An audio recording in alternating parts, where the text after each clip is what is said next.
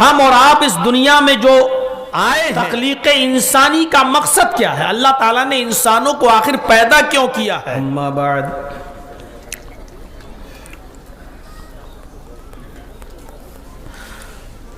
فَإِنَّ خَيْرَ الْحَدِيثِ كِتَابُ اللَّهِ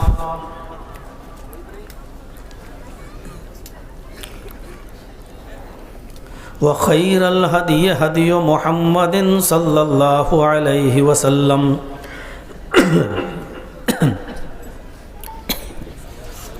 وَشَرَّ الْأُمُورِ مُحْدَثَاتُهَا وَكُلُّ مُحْدَثَةٍ بِدْعَةٌ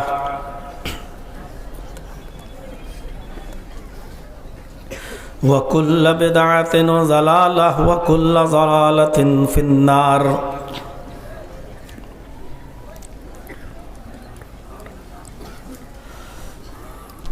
اعوذ باللہ من الشیطان الرجیم، بسم اللہ الرحمن الرحیم، وما خلقت الجن والانس الا لیعبدون۔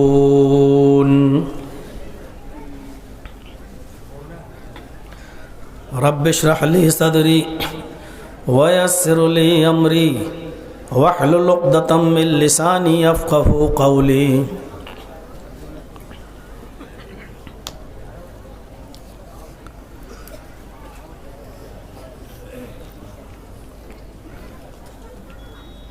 ہر قسم کی تعریف،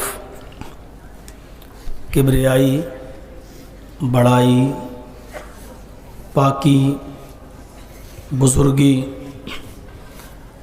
اللہ سبحانہ و تعالیٰ کے لیے لائق و سزاوار ہے، جو وحدہ لا شریک ہے، جو خالق کائنات ہے، جو مالک ارض و سما ہے، جو کائنات کی ہر شے پر قادر، علی کل شیء قدیر ہے، جو احکم الحاکمین ہے، رب العرش العظیم ہے۔ اور اسی سے ہماری یہ دعا ہے کہ الہ العالمین رہتی دنیا تک اور قیامت کی صبح تک درود و سلام کے بے شمار پھولوں کی بارش فرما، تمام پیغمبروں پر اور بالخصوص محمد عربی رحمت للعالمین جناب محمد رسول اللہ صلی اللہ علیہ وسلم کی ذات گرامی پر اللہم صلی وسلم وبارک علیہ۔ ہرن پور ہاتھ کاٹھی کا یہ پروگرام جو اپنی نوعیت کا منفرد پروگرام ہوتا ہے، اس بستی میں کئی مرتبہ آ چکا ہوں۔ یہ الگ بات ہے کہ اس مرتبہ مجھے آنے میں کافی وقت لگا، تقریباً 3 سال پہلے آیا تھا، اور 3 سال کے بعد اب میں یہاں آ رہا ہوں۔ پچھلے سال تو میرے ساتھ جو حادثہ ہوا ہے وہ آپ سب کو معلوم ہے، کسی سے چھپا نہیں ہے۔ مسجدوں میں باقاعدہ دعا ہوئی، آپ کی مسجدوں میں بھی دعا کی گئی، اور انہی دعاؤں کا نتیجہ ہے کہ اللہ تبارک و تعالی نے مجھے صرف 4.5 مہینے میں جیل کی سلاخوں سے باہر نکالا، اور الحمدللہ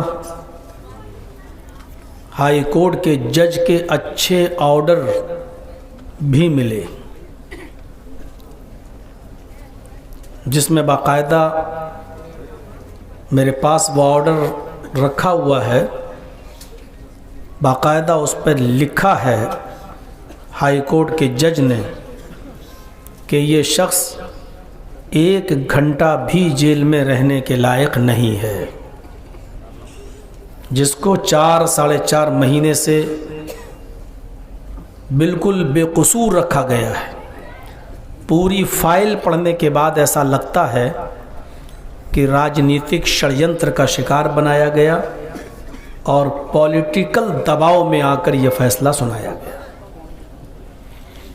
اور لکھا ہے اس آرڈر میں کہ امیڈیٹلی ریلیز کیا جائے، تتکال اس کو چھوڑا جائے۔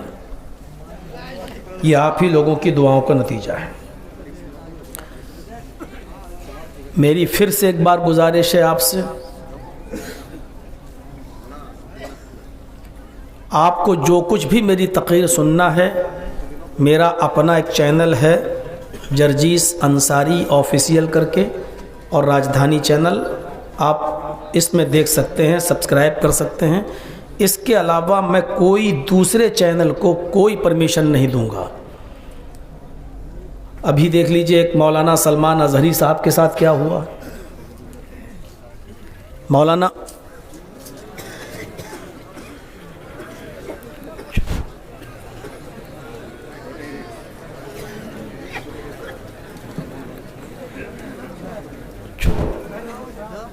کلیم الدین صدیقی صاحب کے ساتھ کیا ہو چکا ہے، میرے ساتھ جو معاملہ ہوا ہے، اور ان سب چیزوں کے پیچھے یہی یوٹیوب چینل ہیں، کیونکہ تقریر میں جو چیز بولی نہیں جاتی ہے اس چیز کو یہ تھمبل بنا کر پیش کرتے ہیں۔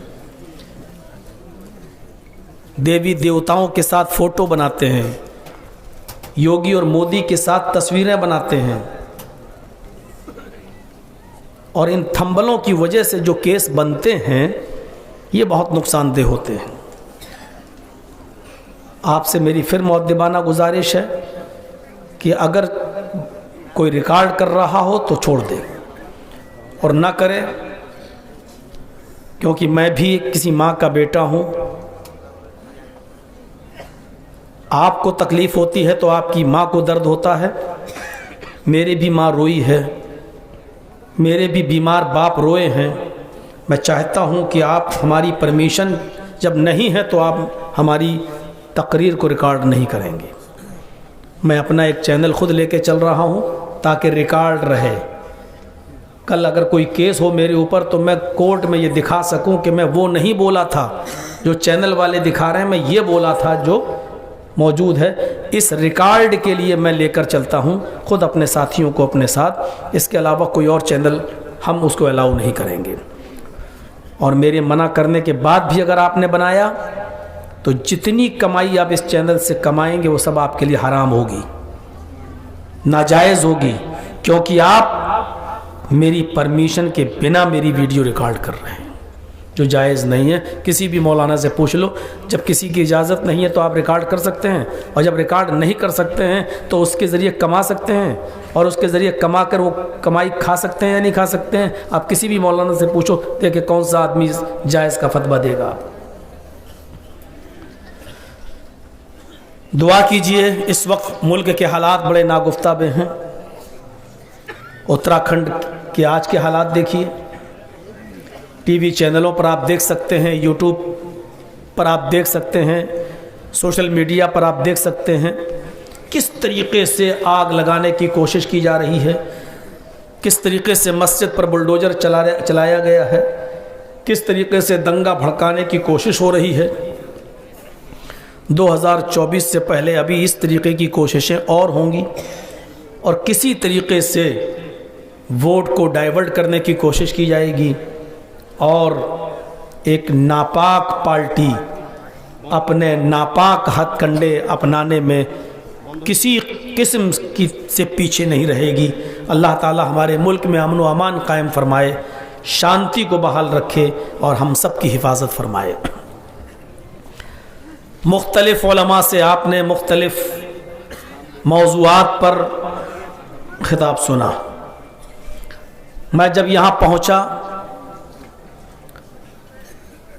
تو مجھے پتہ چلا، اور پہلے ہی میرے پوچھنے سے پہلے ہی مجھے یہ بتا دیا گیا تھا کہ جرجی صاحب آپ آرام کیجئے، لکھیے پڑھیے، جو کرنا ہو کریے، آپ کا ٹائم 12 بجے ہے۔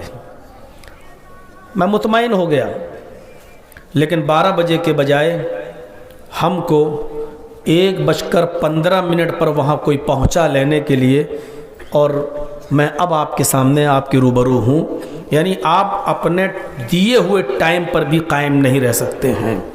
وہ قوم کبھی ترقی نہیں کر سکتی جس کے پاس ٹائم نہ ہو، جس کے پاس وقت کی قدر نہ ہو، جس کے پاس وقت کی اہمیت کو سمجھنے کا کوئی پیمانہ نہ ہو، وہ قوم کبھی ترقی نہیں کر سکتی۔ وقت کی اہمیت کو سمجھیے آپ، اور وقت کی قدر بھی کرنا سیکھیے۔ شریعت کے اندر وقت ہی کی قدر بتائی گئی ہے، ورنہ 5 ٹائم کی نماز فرض نہیں ہے۔ 5 وقت کی نماز اپنے وقت پر فرض ہے۔ اگر 5 وقت کی نماز پڑھنا مقصد ہوتا تو صبح پڑھ لیجئے 5 وقت کی اکٹھی، لیکن نہیں، قرآن نے وقت کی اہمیت بتائی ہے۔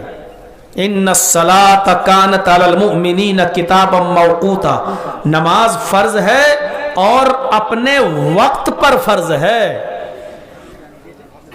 فجر کے وقت فجر کی نماز، ظہر کے وقت ظہر کی نماز، عصر کے وقت عصر کی نماز، مغرب کے وقت مغرب کی نماز، عشاء کے وقت عشاء کی نماز، یہ وقت کا تعین کیا گیا اور اس کو فکس کیا گیا ہے۔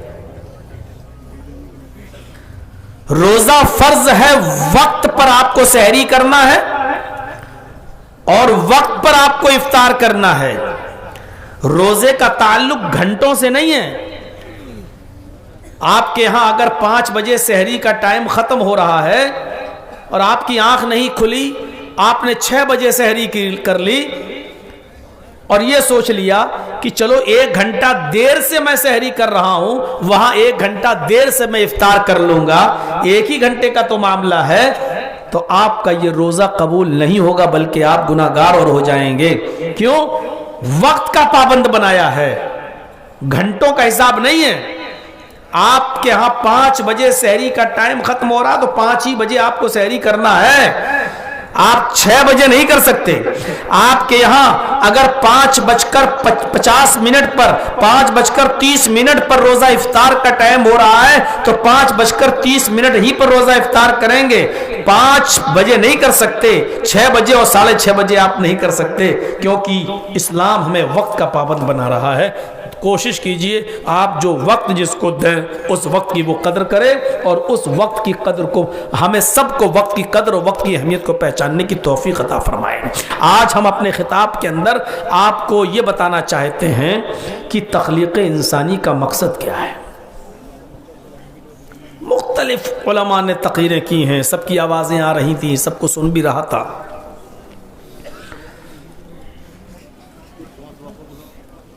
ہم اور آپ اس دنیا میں جو آئے ہیں، تخلیق انسانی کا مقصد کیا ہے؟ اللہ تعالیٰ نے انسانوں کو آخر پیدا کیوں کیا ہے؟ بہت آسان اس کا جواب ہے، عبادت کے لیے۔ تو پھر سوال اٹھتے ہیں کہ عبادت کے لیے کیا انسان ہی ضروری تھا؟ کیا فرشتے عبادت کے لیے کم تھے؟ یا فرشتوں کی عبادت اللہ کو پسند نہیں تھی؟ بہرحال اس طرف ابھی ہم نہیں جانا چاہتے ہیں، لیکن سوال کا جواب اور اس کا پہلا حصہ جو میں نے دیا ہے عبادت کے لیے، وہی موضوع ہے۔ اللہ رب العالمین نے تخلیق انسانی کا جو مقصد بتایا ہے قرآن کریم کے اندر، وہ یہی بتایا ہے، وَمَا خَلَقْتُ الْجِنَّ وَالْإِنسَ إِلَّا لِيَعْبُدُونَ۔ اور یہی آیت میں نے خطبہ مسنونہ کے بعد پڑھی ہے۔ اس آیت کے اندر اللہ تبارک و تعالیٰ نے یہی کہا کہ جنوں اور انسانوں کو اس کائنات کے اندر، اس دنیا کے اندر جو پیدا کیا گیا ہے، اس کا مقصد صرف عبادت ہے۔ لیعبدون، میں نے جن اور انسانوں کو اس لیے پیدا کیا تاکہ وہ میری ہی عبادت کریں. ہر چیز کا کوئی مقصد ہوتا ہے. یہ مائک جو میرے سامنے لگا ہے یہ بے مقصد نہیں لگا ہے، اس کا کوئی مقصد ہے، اور اس کا مقصد یہ ہے کہ دور تک آواز پہنچائی جا سکے. اب یہ مائک دور تک آواز نہ پہنچائے تو اس مائک کو لگانے کا کوئی فائدہ ہے؟ کیا آپ مائک مین کو پیسہ دیں گے؟ جب یہ مائک آواز ہی نہ دے تو کیا شو پیس کے طور پر یہاں رکھا ہوا ہے؟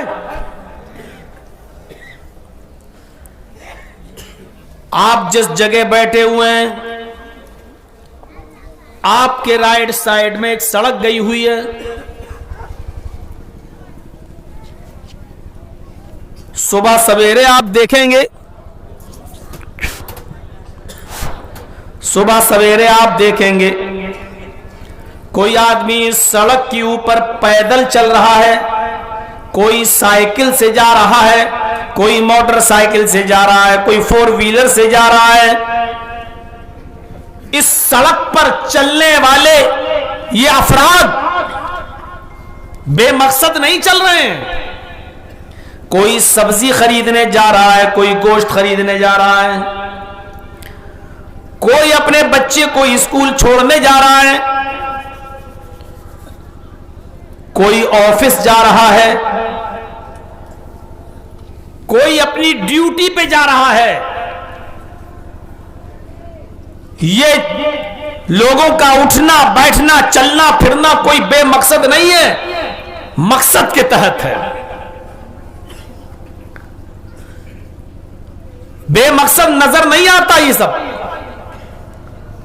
تو ہر چیز کا جب ایک مقصد ہے تو اس بات کو بھی غور کرنا چاہیے کہ اس دنیا میں ہم اور آپ جو آئے ہیں تو کیا صرف اسی لیے آئے ہیں کہ ماں کے پیٹ سے باہر آئیں، پیدا ہوں، ماں کا دودھ پئیں، دھیرے دھیرے بچپنا آ جائے اور بچپنا ختم ہو تو جوانی پر قدم رکھ لیں، جوانی ختم ہو جائے تو بڑھاپے پہ، اور پھر ایک دن آئے بوڑھے ہو کر بیمار ہو جائیں اور مر جائیں؟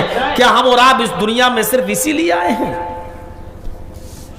کیا ہمارا مقصد صرف یہی ہے کہ اس دنیا میں آئے، کھائیں پیئیں اور مر جائیں؟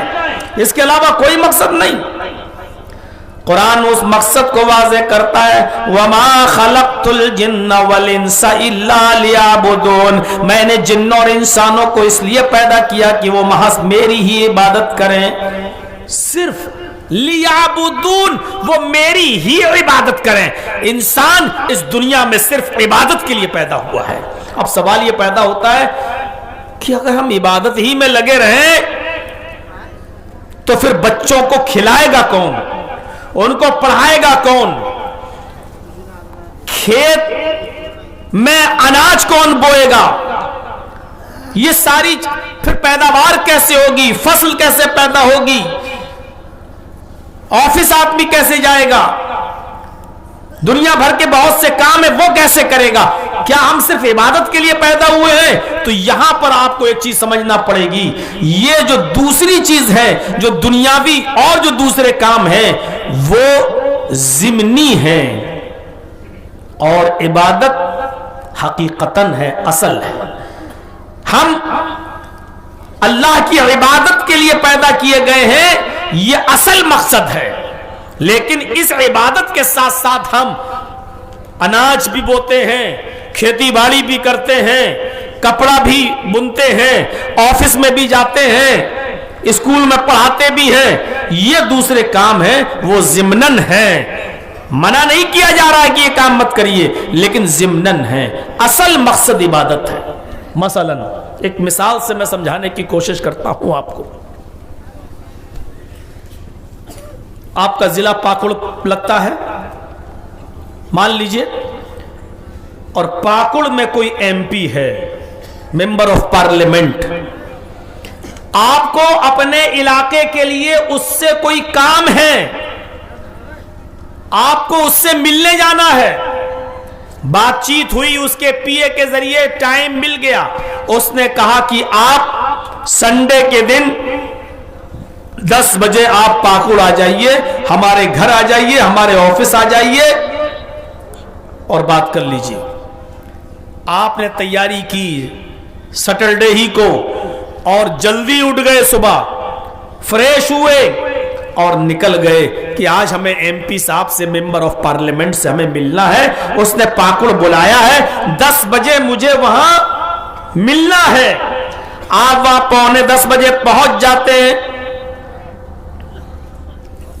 10 بجے گیٹ کھلتا ہے، آپ نے پرچی دے دی، میں فلاں جگہ سے آیا ہوں، 10 بجے کا مجھے ٹائم دیا ہے، ایم پی صاحب نے مجھے ملنا ہے، میں ہرن پور سے آیا ہوں، ہاتھ کاٹی سے آیا ہوں، میری ملاقات بہت ضروری ہے، میں اپنے علاقے کے لوگوں کے لیے کچھ ضرورتیں لے کر آیا ہوں۔ جیسی آپ نے پرچی دی، اس ایم پی کے پی اے نے آپ کو جواب دیا کہ ایم پی صاحب تو ہے نہیں۔ اچانک دلی سے کال آ گئی تھی، پارٹی کے ہیڈ کوارٹر سے ان کو بلا لیا گیا، ان کو طلب کر لیا گیا، اور وہ ابھی 1 گھنٹہ پہلے وہ پاکڑ چھوڑ کے چلے گئے۔ صاحب اب ایم پی صاحب آپ کو اگلے سنڈے میں ہی ملیں گے، ابھی تو نہیں مل پائے ہیں، لہذا ابھی آپ جائیے۔ میرے بھائیوں، آپ کیا کہیں گے؟ افسوس کریں گے، یہی تو کہیں گے میرا سفر بیکار ہو گیا۔ ہرن پور اور ہاتھ کاٹھی سے جو میں آیا ہوں ایم پی سے ملنے، ممبر آف پارلیمنٹ سے، میرا مقصد فیل ہو گیا، میں جس مقصد کے تحت آیا تھا وہ مقصد میرا پورا نہیں ہوا۔ چلیے، نراش ہو گئے، آپ مایوس ہو گئے، اب وہاں سے آپ لوٹ کر ہرن پور آنا چاہتے ہیں، ہاتھ کاٹھی آنا چاہتے ہیں، اب پھر اپنے گھر ہی آنا چاہ رہے ہیں۔ لیکن جب آپ لوٹے وہاں سے تو آپ نے دیکھا پاکڑ کے اور ہرن پور ہاتھ کاٹھی کے بالکل بیچوں بیچ میں ایک بہت بڑا ایکسہیبیشن لگا ہوا ہے، نمائش لگی ہوئی ہے، میلہ لگا ہوا ہے، اور وہاں بہت سستا سامان بک رہا ہے۔ آپ اس ایکسہیبیشن میں چلے گئے، آپ اس میلے میں چلے گئے، آپ نے ایک جیکٹ خریدی اپنے بچے کے لیے جو سستی مل رہی تھی، وہی جیکٹ جو 2000 کی تھی آپ کو اس میلے میں 500 روپے کی مل گئی۔ آپ نے اپنی بیوی کے لیے 2 ساڑی لے لی، جو ساڑیاں 1000 روپے کی مل رہی تھی وہ میلے میں آپ کو 250-300 روپے میں مل گئی۔ آپ نے 2 جوڑی موزہ خرید لیا، آپ نے کچھ ضروری چیزیں اس میلے سے خرید لی اس لیے کہ سستی مل رہی تھی۔ لیکن ان چیزوں کو خریدنے کے بعد بھی جب آپ اپنے گھر میں آئیں گے اور گھر میں پہنچیں گے، اور جب گھر کے افراد، محلے کے لوگ جب آپ سے پوچھیں گے صاحب کیسا رہا آپ کا سفر، آپ ممبر آف پارلیمنٹ سے مل کے آئے، بتائیے رودات، تو آپ کیا کہیں گے؟ ارے صاحب سفر بیکار ہو گیا، میری محنت بیکار چلی گئی، میں تھک کر چور ہوں، لیکن میں ناکام رہا، اس لیے کہ جو مقصد کے تحت گیا تھا، جس مقصد کے لیے میں گیا تھا، وہ مقصد میرا پورا نہیں ہو سکا۔ صاحب ایم پی صاحب نہیں مل سکے۔ آپ نے سامان خریدا ہے، آپ نے موزہ لیا ہے، آپ نے جیکٹ خریدی ہے، آپ نے ساڑی خریدی ہے، آپ نے کپڑا لیا ہے، بے مقصد نہیں ہے، آپ کو سستا سامان ملا، لیکن اس کے باوجود آپ یہ کہہ رہے ہیں کہ میرا سفر بیکار رہا، میں اپنے مقصد میں کامیاب نہیں۔ کیوں؟ کیونکہ آپ کا اصل مقصد ایم پی سے ملنا تھا، آپ کا اصل مقصد اس منسٹر سے یا اس منتری سے ملنا تھا، جو آپ کا پورا نہیں ہو سکا۔ یہ ساری چیزیں لینے کے باوجود بھی آپ یہی کہیں گے کہ میرا سفر بیکار رہا، کیونکہ جس مقصد کے تحت میں گیا تھا وہ مقصد پورا نہیں ہوا۔ اسی طریقے سے میرے بھائیوں، دنیا میں آپ آئیں، آپ کتنے بھی بڑے اسکول میں ٹیچر بن جائیں، آپ اپنے بچے کو کتنا بڑا انجینئر بنا لیں، آپ اپنے بچے کو چاہے کتنا بڑا ڈاکٹر بنا دیں، آپ اپنے بچے کو کتنا بھی بڑا فلاسفر بنا لیں، آپ اپنے بچے کو سائنٹسٹ بنا لیں، آپ بہت بڑی نوکری پر فائز ہو جائیں، پائلٹ بن جائیں، سب کچھ بڑی سے بڑی نوکری آپ کرنے لگے اور بڑی سے بڑی تنخواہ آپ کو ملنے لگے، لیکن اگر آپ پہلا مقصد حل نہیں کرتے جو اصل مقصد ہے دنیا میں آنے کا، عبادت، آپ اور آپ کی اولاد اگر اس سے دور ہے تو آپ کا ایم ایل اے ہونا بیکار، آپ کا ایم پی ہونا بیکار، آپ کا انجینئر ہونا بیکار، آپ کا سائنٹسٹ ہونا بیکار، آپ کا میرے بھائیوں پائلٹ ہونا بیکار، آپ کا ٹیچر ہونا بیکار، کیونکہ آپ جس مقصد کے لیے آئے تھے وہ مقصد تو آپ نے پورا کیا ہی نہیں ہے، اور ضمناً دوسرے مقصد آپ نے جو ہے جو اس کے ساتھ اٹیچ تھے وہ آپ نے کر لیے۔ جس طرح کپڑا خریدنے، جیکٹ لینے، موزہ خریدنے، لنگی خریدنے، ساڑی خریدنے کے باوجود آپ یہ کہتے ہیں کہ میرا مقصد پورا نہیں ہوا، اسی طریقے سے ان تمام چیزوں کو حاصل کر لینے کے بعد بھی اگر ہم عبادت میں کوتاہ ہیں، عبادت میں سست ہیں، تو سمجھ لیجئے گا ہم بالکل اسی طرح ہیں جس طرح ایم پی صاحب سے نہ ملنے کے بعد ہمارا مقصد پورا نہیں ہوتا، اسی طریقے سے اس دنیا میں آنے کے بعد یہ سب کچھ ہو جانے کے بعد بھی ہم بیکار ہیں، کیونکہ اصل مقصد تو عبادت تھا، اس سے ہم کوسوں دور ہیں۔ وَمَا خَلَقْتُ الْجِنَّ وَالْإِنسَ إِلَّا لِيَعْبُدُونَ، میں نے جنوں اور انسانوں کو اس دنیا میں اس لیے پیدا کیا تاکہ وہ میری ہی عبادت کریں۔ میرے بھائیوں، اصل مقصد ہے عبادت، اور دوسری چیزیں بالکل ایسے ہی ہیں جیسے لوٹتے وقت ہم نے جیکٹ لے لی، ساڑی لے لی، لنگی لے لی، کپڑا خرید لیا، یہ ضمناً ہے، منع نہیں ہے، اچھا کیا آپ نے لے لیا، لیکن اصل چیز کیا تھی؟ منتری سے ملنا۔ دوسری چیزیں ضمناً ہیں، ایسی اس دنیا میں اصل چیز ہے عبادت، دوسری چیزیں اس کے ساتھ ضمناً ہیں جو کی جاتی ہیں اور کی جانی چاہیے۔ اور پھر نوکری کرنا، اپنے بیوی بچوں کے لیے کمانا، حلال رزق تلاش کرنا، محنت کرنا اور مزدوری کرنا بھی تو عبادت ہے، اور خود قرآن نے اس عبادت کو ذکر کیا ہے۔ فَإِذَا قُضِيَتِ الصَّلَاةُ فَانتَشِرُوا فِي الْأَرْضِ وَابْتَغُوا مِنْ فَضْلِ اللَّهِ۔ جب جمعہ کی نماز ادا کر لی جائے تو ہم مسجد میں مت بیٹھو۔ کیوں بیٹھے ہو؟ جب جمعہ کی نماز پڑھ لی، پوری ہو گئی، تو آپ کیوں بیٹھے ہو مسجد کے اندر؟ فَانتَشِرُوا فِي الْأَرْضِ، زمین میں پھیل جاؤ۔ اللہ کہہ رہا ہے زمین میں پھیل جاؤ۔ اب بیٹھے وہیں بیٹھے ہو مسجد میں، جمعہ کی نماز ادا ہو گئی، اب وہیں بیٹھے ہو صاحب سبحان اللہ، عصر بھی ہو گئی پھر بیٹھے ہو سبحان اللہ سبحان اللہ، مغرب بھی ہو گئی پھر بیٹھے ہو سبحان اللہ۔ ارے کیوں بیٹھے ہو؟ اللہ تو کہہ رہا ہے کہ فَإِذَا قُضِيَتِ الصَّلَاةُ، جب نماز پوری پڑھ لی جائے، فَانتَشِرُوا فِي الْأَرْضِ، تو زمین میں پھیل جاؤ، اور کیا کرو؟ وَابْتَغُوا مِنْ فَضْلِ اللَّهِ، اللہ نے جو رزق اتارا ہے، جو روزی اتاری ہے، اس کو تلاش کرو، اس روزی کو تلاش کرو۔ میرے بھائیوں، خود اللہ رب العالمین کہہ رہا ہے کہ رزق حلال کماؤ، روزی کو تلاش کرو، تو اللہ تعالیٰ نے رزق حلال کمانے کو بھی عبادت سے جوڑ دیا ہے، یعنی نماز پڑھو، اللہ کا حق ادا کرو، اور پھر نماز کے بعد آپ رزق حلال کماؤ۔ بیوی کے لیے، بچوں کے لیے رزق حلال کمانا بھی عبادت میں شامل ہے۔ میرے پیارے ساتھیوں، اس دنیا میں بد امنی کی بہت سی وجہ لوگ بتاتے ہیں، لیکن بد امنی کی اصل وجہ یہ ہے کہ ہم نے لوگوں کو اللہ کی عبادت سے دور کر دیا ہے۔ دنیا میں بد امنی کیوں ہے؟ آئیے ایک نظریہ بتاتے ہیں۔ کسی فلاسفر سے پوچھو، کسی فلاسفر سے پوچھو دنیا میں بد امنی کیوں ہے، وہ کہے گا ایٹمی ہتھیار کی وجہ سے۔ دنیا میں بد امنی اس لیے ہے کہ کسی ملک کے پاس ہتھیاروں کا خزانہ ہے اور کسی ملک کے پاس کچھ نہیں ہے۔ کسی کے پاس ساری چیزیں ہیں تو دوسروں کو ڈرا کر رکھتا ہے۔ ایک فلاسفر سے پوچھو تو کہے گا کہ دنیا میں بد امنی اس لیے ہے کہ کوئی امریکہ جیسا ملک اپنے آپ کو پوری دنیا کا سپر پاور بننا چاہتا ہے اور پوری دنیا پر حکومت کرنا چاہتا ہے، اور دوسرے ملک اس سے اس لیے ڈرتے ہیں کیونکہ وہ جانتے ہیں کہ اس کے پاس بڑے خطرناک ہتھیار ہیں۔ اس لیے بد امنی ہے دنیا کے اندر، کیونکہ امن و امان اور سکون تب ملے گا جب سب برابر ہو جائیں، کسی ملک کے پاس کوئی ہتھیار نہ ہو، امن اور امان قائم ہو جائے گا۔ یہ فلاسفر کا جواب ہے۔ اسی دنیا میں کمیونسٹ سے پوچھو کہ دنیا میں بد امنی کیوں ہے، تو کمیونسٹ اس کا جواب دے گا کہ دنیا میں بد امنی اس لیے ہے کہ رزق کی، دولت کی صحیح تقسیم نہیں ہوئی ہے۔ اللہ نے کسی کو بہت امیر بنا دیا، کسی کو بہت غریب کر دیا، دولت کو صحیح بانٹا نہیں ہے، کسی کو محل دے دیے بہت بڑے بڑے اور کسی کو جھونپڑی تک نہیں دیے، بیچارہ فٹ پاتھوں پر سوتا ہے، جھونپڑ پٹیوں میں سوتا ہے، کسی کے پاس عیش و خزانے ہیں اور کسی کے پاس بیچارے کے پاس صحیح اور صاف شفاف پانی پینے کے لیے نہیں ہے. اس لیے دنیا کے اندر بد امنی ہے.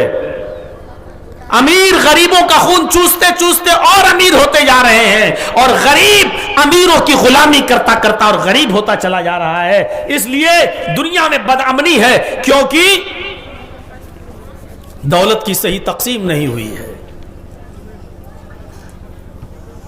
یہ کمیونسٹ کہے گا. ایک لیڈر سے پوچھو, آج کل سرکاری لیڈر, موجودہ زمانے کے نیتا سے پوچھو, اور نیتا کا جواب کچھ عجیب ہی رہتا ہے. اس سے پوچھو کہ دنیا میں بد امنی کیوں ہے, چلو بھارت میں بد امنی کیوں ہے, تو وہ جواب دے گا کہ جن سنکھیا پر کنٹرول نہیں ہے, اس لیے بڑھتی ہوئی آبادی, ہمارے پاس غربت ہے اور بچے ہمارے 6 ہیں اور 8 ہیں. ایک بچے کو پال پوس کر بڑا کرنے کی اور پڑھانا لکھانے کی طاقت نہیں ہے, 4 اور ہم نے پیدا کر لیے ہیں. یہ جن سنکھیا بڑھتی ہوئی تعداد یہ بد امنی کی وجہ ہے. جو تعداد بڑھتی جا رہی ہے یہ بد امنی کی وجہ ہے. لیکن میں کہتا ہوں یہ تینوں جواب غلط ہیں. دنیا میں بد امنی کی وجہ ایٹمی ذخیرہ نہیں ہے. دنیا میں بد امنی کی وجہ دولت کی صحیح تقسیم کا نہ ہونا بھی نہیں ہے. آپ دولت کی صحیح تقسیم کر کے دکھا دو, سب کو برابر کر کے دکھائیے. آپ نہیں کر سکتے ہیں آپ, اور کر بھی دیں گے. مان لیجئے سب کو برابر برابر کر دیا جائے تو یہ مائک کون لگاتا ہے یہاں پر آج آپ کے یہاں؟ جتنا پیسہ آپ کے پاس ہے اتنا پیسہ ہمارے پاس بھی, ہم کیوں لگائیں گے مائک؟ آپ کا مکان ہم کیوں بنائیں گے؟ جتنی دولت آپ کے پاس ہے اتنی دولت ہمارے پاس بھی, ہم کیوں آپ کا گھر بنائیں گے؟ ہم کیوں مزدوری کریں گے؟ ہم کیوں رکشہ چلائیں گے؟ جتنا پیسہ آپ کے پاس ہے اتنا پیسہ ہمارے پاس ہے, ہم کیوں رکشہ چلائیں گے؟ دنیا میں جتنا انسان, ٹرین کے ڈرائیور ہوں, بسوں کے ڈرائیور ہوں, ہوائی جہاز کے پائلٹ ہوں, یہ سب نوکریاں کیوں کریں گے؟ جتنا پیسہ آپ کے پاس ہے اتنا پیسہ ہمارے پاس ہے, ہم کیوں یہ کام کریں؟ ایک انسان اپنے گھر اور مکان کو چھوڑ کر سعودی, کویت اور دبئی کا سفر کیوں کرے گا؟ جتنا پیسہ تمہارے پاس ہے اتنا پیسہ ہمارے پاس, ہم کیوں اپنی بیوی بچے ماں باپ کو چھوڑ کر ہم سعودیہ اور کویت اور دبئی جائیں نوکری کرنے کے لیے؟ نہیں ہو پائے گا. یہ اصل وجہ نہیں ہے بد امنی کی. دنیا میں جو بد امنی پھیلی ہوئی ہے اس کی اصل وجہ یہ ہے کہ ہم نے لوگوں کو ان کے اصل مقصد سے دور کر دیا ہے, اور اصل مقصد کیا ہے؟ عبادت. ہم نے لوگوں کو ان کے اصل کام میں نہیں لگایا ہے, اس لیے بد امنی پھیلی ہوئی ہے. ایک اسکول دیکھ لیجئے, آپ کے ہاں اسکول تو کھلے ہوں گے, آپ اسکول پر نظر ڈالیے. ایک اسکول صبح 10 بجے کھلتا ہے, 2 بجے اس کی چھٹی ہو جاتی ہے. آپ کا بچہ 10 بجے اسکول جاتا ہے, 2 بجے گھر پہ واپس آتا ہے. آپ کا بچہ 9:30 بجے اسکول پہنچ گیا. پہلے رکشہ آ گیا, پہلے بس کا ڈرائیور آ گیا, آپ کے بچے کو لے گیا. اسکول لگنے سے پہلے, کلاس لگنے سے پہلے بچے ایک میدان میں جمع ہیں, کھیل رہے ہیں, کود رہے ہیں, شور مچا رہے ہیں. ایک دوسرے کو مار رہا ہے, کوئی جھولے پہ جھول رہا ہے, کوئی کھسکنی پہ گھسک رہا ہے, کوئی پارک میں ہے, کوئی پکڑا پکڑی کھیل رہا ہے. اسکول میں شور ہو رہا ہے, شرابہ ہو رہا ہے, کان کے پردے پھٹے جا رہے ہیں. ایسا ہوتا ہے کیوں؟ کیونکہ ابھی بچے اپنے اصل کام میں نہیں لگے ہیں, اس لیے یہ بد امنی اسکول کے اندر پھیلی ہوئی ہے. بد امنی کیوں پھیلی؟ کیونکہ ابھی بچے آزاد ہیں, ان کو آپ نے ان کے اصل مقصد سے نہیں لگایا. بچے شور کریں گے, ہنگامہ کریں گے, سب کچھ کریں گے. اس لیے نہیں کہ وہ بھوکے ہیں, اس لیے نہیں کہ ان کے اوپر ظلم ہوا ہے, بلکہ اس لیے کہ ان بچوں کو ابھی آپ نے ان کے اصل کام سے نہیں لگایا. جیسے ہی 10 بجتے ہیں, گھنٹی لگتی ہے, پیریڈ شروع ہوتا ہے, سارے بچے اپنے اپنے کلاسوں میں چلے جاتے ہیں. آئیے ذرا اس منظر کو دیکھیے, سارے بچے اپنے اپنے کلاسوں میں چلے جاتے ہیں, ایک دم شور شرابہ بند ہو جاتا ہے. وہی بچے اب پڑھنے لگے, اے فور ایپل, ایپل مانی سیب, بی فور برڈ, برڈ مانی چڑیا. وہی بچے جو ابھی شور کر رہے تھے, پیریڈ لگتے ہی گھنٹی لگتے ہی اپنے اپنے کلاسوں میں ایک دم خاموش ہے, سناٹا چھا گیا ہے, ایسا لگ رہا ہے جیسے یہاں کوئی ہے ہی نہیں. بچوں کی ہنگامہ آ رہی, بیک وقت کیسے ختم ہو گئی, ایک دم سکون کیسے پیدا ہو گیا, بدامنی کیسے مٹ گئی, اشانتی کیسے ختم ہو گئی, سکون کیسے اسکول کے اندر ہو گیا. سکون کی اصل وجہ یہ ہے آپ نے ان بچوں کو ان کے اصل کام میں لگا دیا. آپ نے ان بچوں کو بتا دیا کہ پڑھنے کے لیے آئے ہو, یہ تمہارا اصل مقصد ہے, لہذا پڑھو. اب وہی بچے اپنے اصل کام سے لگ گئے. A for apple, B for bird, C for cat, D for dog, وہی بچے اپنے اصل کام میں لگ گئے. امن اور امان اور شانتی پیدا ہو گئی. اس دنیا میں بد امنی کی وجہ ایٹمی ہتھیاروں کا ذخیرہ نہیں ہے. اس دنیا میں بد امنی کی وجہ لوگوں کی اور انسانوں کی بڑھتی ہوئی تعداد اور جن سنکھیا نہیں ہے. اس دنیا میں بد امنی کی وجہ دولت کی صحیح تقسیم کا نہ ہونا نہیں ہے. اس دنیا کی بد امنی کی اصل وجہ یہ ہے کہ ہم نے لوگوں کو, عوام کو اور پبلک کو ان کے اصل مقصد میں نہیں لگایا ہے. اس کو ان کے اصل کام میں لگا دو کہ وما خلقت الجن والانس الا لیعبدون. تمہارا اصل کام یہ ہے کہ اس دنیا میں تم اللہ کی عبادت کے لیے پیدا کیے گئے ہو. اب جب یہ انسانیت اللہ کی عبادت میں لگ جائے گی تو امن و امان پیدا ہو جائے گا, سکون پیدا ہو جائے گا, شانتی پیدا ہو جائے گی. کیونکہ ہم نے ان کو اصل کام سے لگا دیا ہے. میرے بھائیوں, یہ کام ہونا چاہیے ہمارا اور آپ کا کہ ہم لوگوں کو ان کے اصل کام سے جوڑ دیں. وما خلقت الجن والانس الا لیعبدون. اصل مقصد یہ ہے, ہم نے لوگوں کو اصل کام سے نہیں جوڑا ہے.